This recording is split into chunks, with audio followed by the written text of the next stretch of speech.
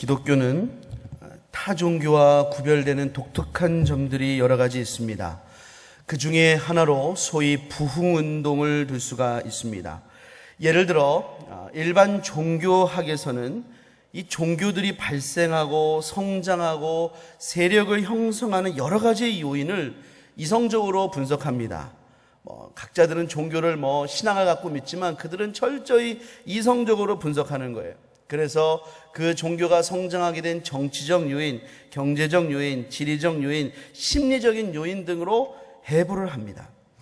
그러나 기독교의 중요한 역사적 사건들 가운데는 그와 같은 일반적인 요인으로 설명이 도저히 불가능한 것이 있습니다. 오히려 이와 같은 상황에서는 종교가 생존하기도 힘든데 오히려 질적으로 양적으로 급성장하는 부흥이 일어났기 때문입니다. 이것은 신적인 역사, 신적인 개입 외에는 다른 적절한 설명을 할 수가 없습니다. 오순절 성령 강림 사건은 그 대표적인 예라고 할 수 있습니다. 오순절 성령 강림은 예수님이 승천하시고 10일이 지난 후 오순절날 성령이 강림하신 것을 가리키는 것입니다. 자, 그렇다면 예수님의 승천을 바라보았던 그 사람들은 그 열흘 동안 도대체 뭐를 했을까요? 성경은 이렇게 말씀하고 있습니다. 사도행전 1장 14절 말씀입니다. 시작. 여자들과 야와 예수의 아우들과 더불어 마음을 같이하여 오로지 기도에 힘쓰니라. 이들은 오로지 기도에 힘썼습니다. 얼마나 열심히 있고 신앙적인 모습입니까? 참 훌륭합니다. 그러나 종교학적인 눈으로 본다면 이렇게 기도에 매진하는 현상은 일반적인 것입니다. 타종교에도 있다 그 말입니다. 어떤 면으로는 현대 기독교가 너무나 편하게 기도 생활을 하는 경향이 있습니다. 지금도 세계의 어떤 종교인들은 우리와는 비교할 수 없는 극단적인 고행과 정성으로 자신들의 종교에 매진합니다. 그래서 그런 관점에서 볼 때 이처럼 기도에 집중하는 현상을 놓고 기독교의 독특성이냐 이렇게 말하기는 어려워요. 그러나 기독교의 진짜 다른 면이 바로 그 뒤에 등장합니다. 사도행전 2장 1절로 2절 읽어보겠습니다. 2장 1절 2절 시작. 오순절날이 이미 이름에 그들이 다같이 한 곳에 모였더니 호련히 하늘로부터 급하고 강한 바람 같은 소리가 있어 그들이 앉은 온 집에 가득하며. 오순절날이 되어 성령이 임하셨습니다. 어느 종교나 열심을 낼 수 있습니다. 선행과 기도를 추구할 수도 있습니다. 그러나 이 세상의 어떠한 다른 종교에도 호련히 하늘로부터 임하는 급하고 강한 바람 같은 성령이 없습니다. 그날 그들은 자신들의 종교적인 열심과 카타르시스만으로는 설명할 수 없는 어떤 분을 그들의 영혼 속에 모셨습니다. 그냥 종교적인 환이라는 단어로는 표현할 수가 없습니다. 그분은 삼위일체의 삼위이신 하나님 성령이셨습니다. 그 결과 그들은 자신들이 한 번도 해본 적도 없고 알지도 못하는 언어로 하나님의 크신 이름을 찬양했습니다. 하나님에 대한 지식이 폭발했습니다. 강하고 담대하게 예수님의 이름을 증거하게 됐습니다. 자기 소유를 내놓고 네 거 내 거 아니고 우리가 다 하나다, 그런 무소유가 일어났습니다. 사랑하는 여러분, 이들에게 일어난 변화는 조금 더 나아지고 조금 더 돌을 쌓아서 조금 더 향상되고 발전된 것이 그런 성격의 것이 아니었습니다. 완전히 어느 순간 어느 날 질적으로 바뀌었습니다. 그들의 신앙의 본질이 바뀌었습니다. 이것이 바로 부흥입니다. 사랑하는 여러분, 이와 같은 부흥은 철저히 하나님께로부터 비롯된 것입니다. 그래서 마틴 로이드 존스 목사님은 부흥이야말로 기독교의 아주 독특한 현상이며 하나님이 살아계신 증거라고 단언했습니다. 그러므로 기독교 역사의 중요한 지점마다 그 해답은 부흥인 경우가 많습니다. 두려움과 공포로 문을 닫고 도저히 두려움을 이기지 못하던 제자들이 능력 있는 예수님의 증인으로 거듭나게 된 것, 유대교와 이방 문화에 물들어서 그렇게 초등학문에 살던 사람들이 거룩한 교회로 온 세상에 가득하게 된 것, 이 나라 대한민국에 하나님의 교회가 이렇게 많이 일어나게 된 것은 바로 부흥의 결과입니다. 그러므로 우리는 무엇보다 부흥을 사모해야 합니다. 하나님 다시 이 나라와 하나님의 백성들과 우리 공동체와 우리 자신에게 부흥을 주시옵소서 간구해야 할 줄로 믿습니다. 오늘 본문의 니느웨에서 일어난 대부흥도 이것을 잘 보여주고 있습니다. 니느웨에서 일어난 부흥을 우리가 어떻게 설명할 수 있을까요? 사실 니느웨는 영적인 부흥과 변혁이 일어나기는 거의 불가능한 상황이었습니다. 그게 두 가지 이유에서 그렇습니다. 첫 번째는 니느웨의 타락의 심각성입니다. 우리 요나서 1장 1절로 2절을 읽어보겠습니다. 시작.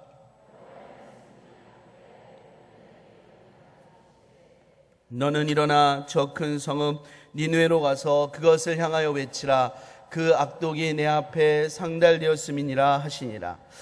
니느웨는 그 악독이 가득하여 하나님께 상달될 정도였습니다.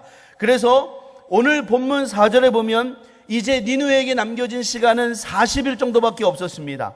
40일이 지난 이후에도 지금 이 상태라면 하나님의 심판을 면할 길은 도무지 없다는 말입니다. 사랑하는 여러분, 사람도 남은 수명이 40일이다. 중증 환자 중에 중증 환자입니다.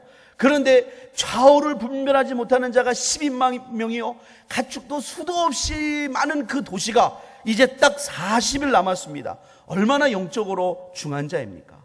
그 도시가 심판의 위기에 놓여 있습니다. 예상컨대 그들이 얼마나 죄에 담대해졌을까? 그들은 악독해져서 죄짓기를 두려워하지 않았을 것입니다.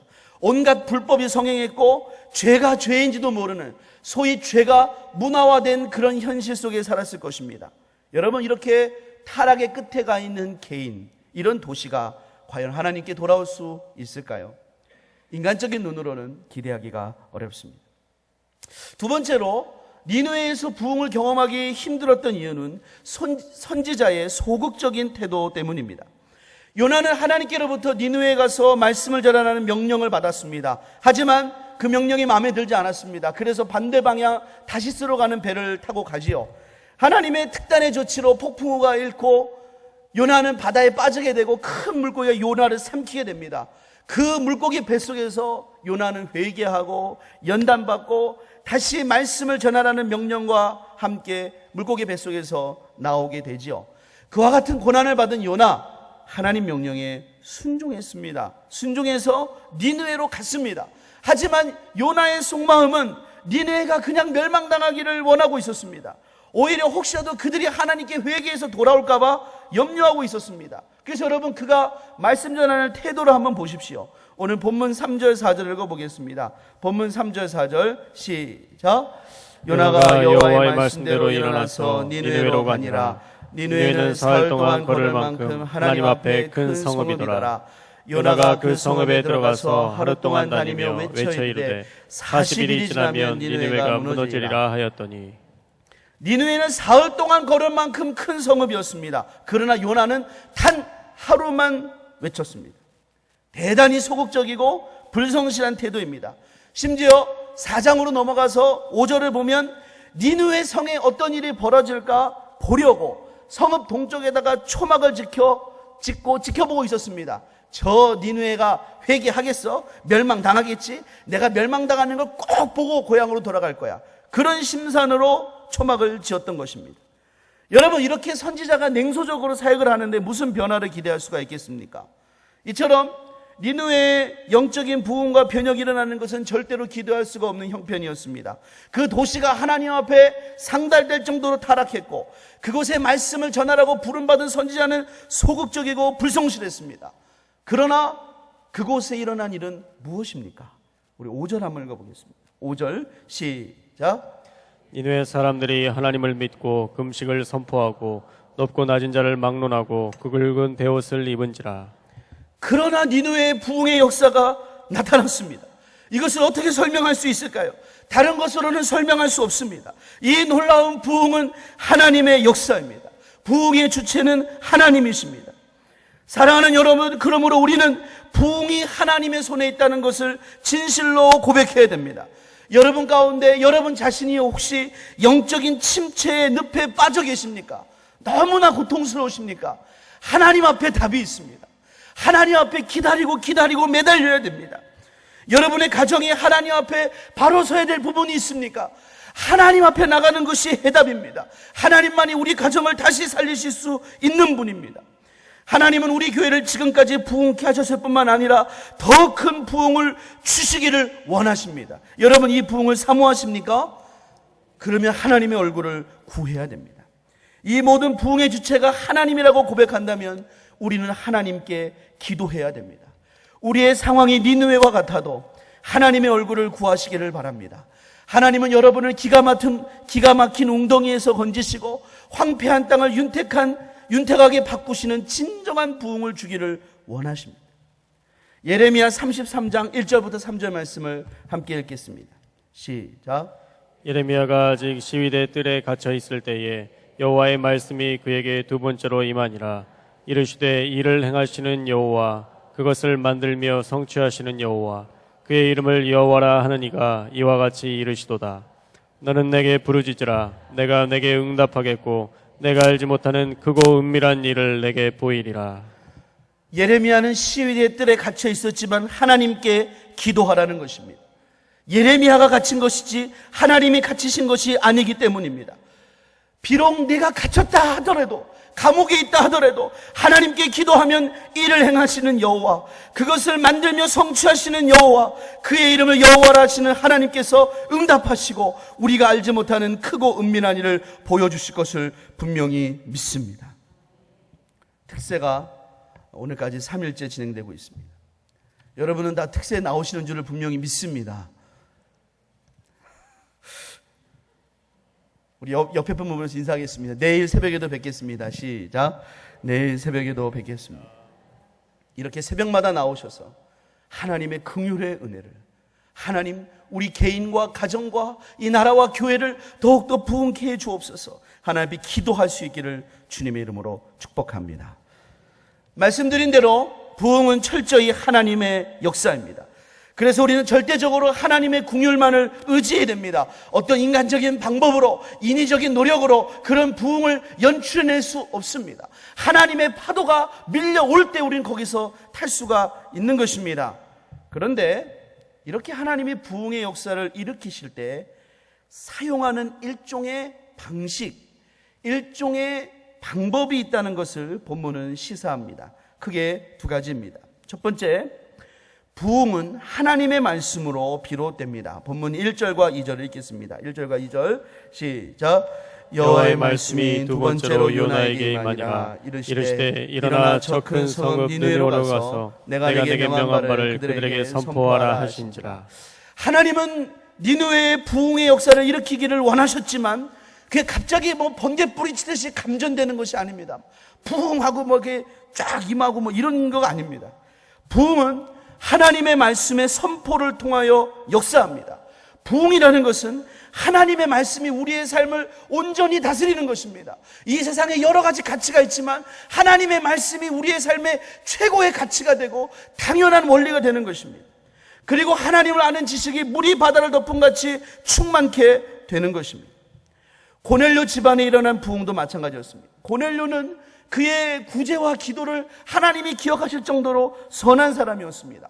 하지만 하나님은 그의 그 선행을 받으셨지만 그것으로 부흥을 주시지는 않았습니다. 그는 베드로를 청하게 했습니다. 그래서 베드로를 통하여 예수 그리스도의 복음을 들을 때 그 자리에서 성령이 임하고 하나님의 놀라운 부흥이 일어났습니다. 이처럼 하나님은 말씀을 통해서 부흥의 역사를 일으키십니다. 그러므로 사랑하는 여러분, 하나님의 말씀을 사모하시기를 주님의 이름으로 축복합니다. 하나님 말씀을 대하는 거룩한 떨림을 회복하셔야 됩니다. 하나님의 말씀을 심드렁하게 받으면 안 됩니다. 예수님은 부자와 나사로의 비유에서 저들에게 모세와 선지자가 있으니 저들에게서 듣는 말로 회개하지 않으면 나사로가 살아나서 전한다고 해도 그들은 회개하지 않는다고 그랬습니다. 새벽마다 주시는 하나님의 말씀을 여러분 귀 기울여 들으십시오. 주일마다 듣는 하나님 말씀을 귀 기울여 들으십시오. 그 말씀 앞에 회개해야 여러분은 하나님 말씀이고 하나님의 백성이고 하나님의 사람입니다. 하나님 말씀을 더디 믿으면 안 됩니다. 하나님을 알아가기 위해서 갈망해야 됩니다. 제 개인적인 생각인데, 개인적인 생각이니까 개인적인 생각으로 들어보세요. 비전 만천백을 날마다 기도하면서 어느 순간 비전 만천백이 다음 주부터 당장 이루어질 수 있는 방법이 있다는 걸 깨달았습니다. 1000명이 확신반을 신청하는 것입니다. 그럼 평신도가 다 훈련받았기 때문에 비전 중에 하나가 이루어진 것입니다. 우리 교회 성도들이 1000명이 훨씬 넘는데도 아직 5분의 1도 양육 프로그램을 다 수료하지 않았다는 것은 굉장히 시사하는 점이 많다고 생각합니다. 하나님 말씀을 알아가기를 갈망하셔야 됩니다. 이사야서 66장 2절부터 4절 한번 읽어보겠습니다. 2절부터 4절 시작. 나 여호와가 말하노라. 내 손이 이 모든 것을 지었으므로 그들이 생겼느니라.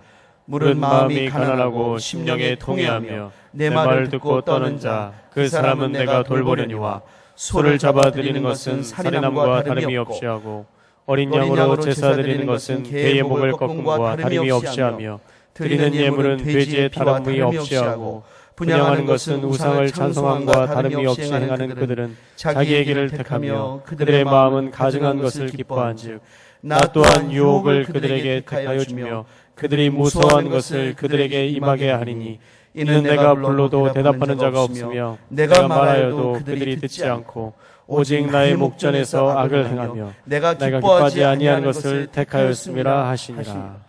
이사야서 66장 2절은 분명히 말씀합니다. 하나님이 돌보시는 심령은 마음이 가난하고 심령이 통회하며 하나님 말씀을 듣고 떠는 사람입니다.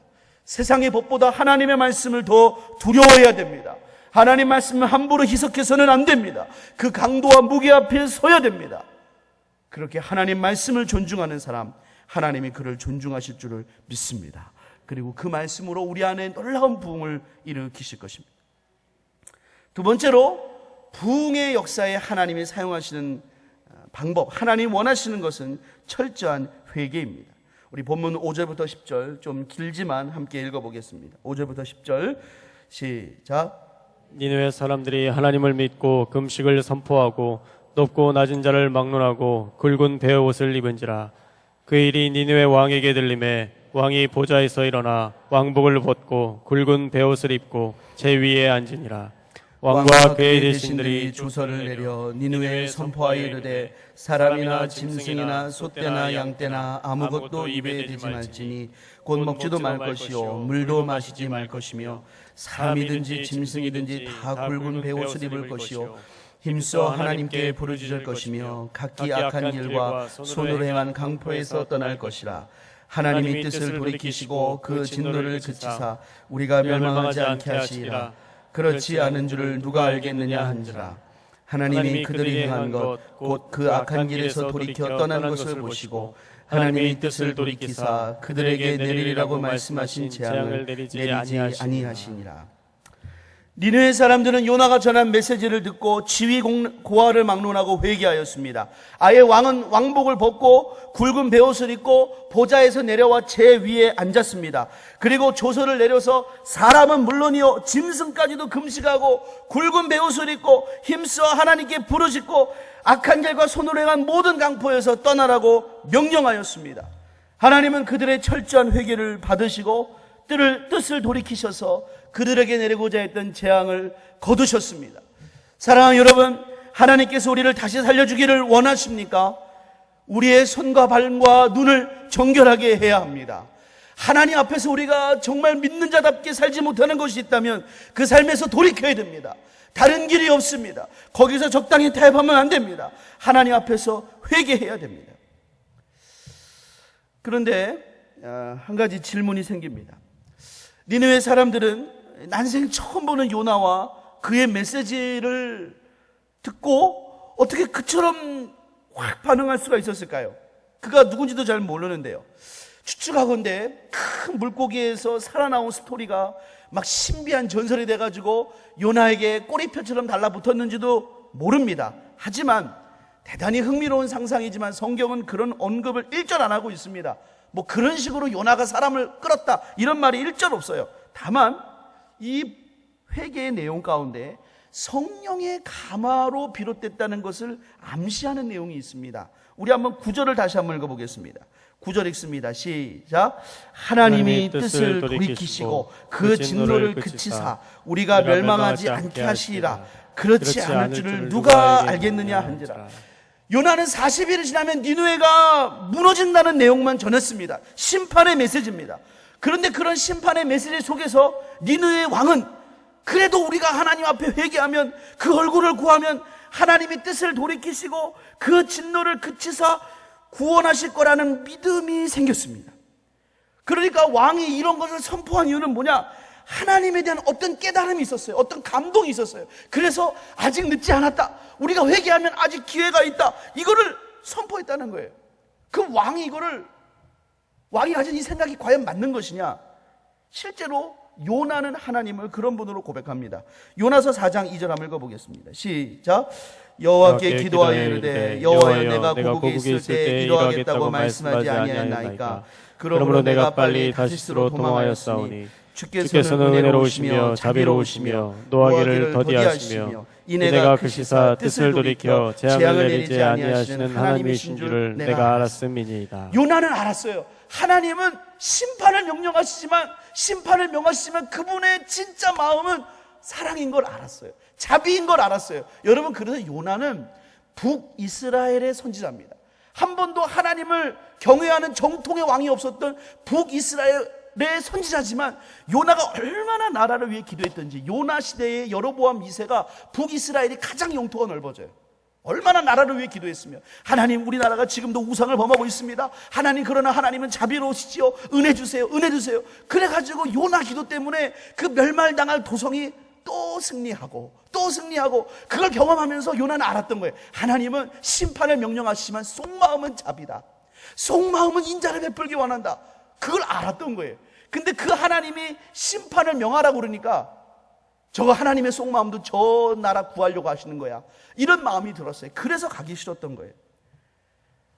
요나와 같은 그런 놀라운 통찰을 이 왕이 했다는 거 놀랍지 않습니까? 성령의 감화입니다. 여러분, 회개하게 하는 것은 성령의 역사입니다. 성령께서 우리로 하여금 감화하십니다. 성령의 감동이 오게 하십니다. 여러분, 그럴 때 성령의 감동을 소멸하지 않으시기를 주님의 이름으로 축복합니다. 여러분, 때때로 여러분이 성령의 감동을 따라 순종한 것들을 나중에 말씀을 묵상하다가 말씀을 듣다가 확인하는 경우가 있을 것입니다. 왜 그렇습니까? 같은 성령이기 때문에 그렇습니다. 왕에게 성령이 감동했어요. 그러나 아직 기회가 있다. 하나님이 멸망시킬 거였으면 선지자를 보내지도 않았다. 아직 기회가 있어. 하나님께 매달려보자. 그러한 감동을 주셨습니다. 우리 한번 성경을 펴서 한번 찾아보겠습니다. 마지막으로 한 절만 읽고 마치겠습니다. 예레미야 29장 11절로 13절 말씀입니다. 예레미야 29장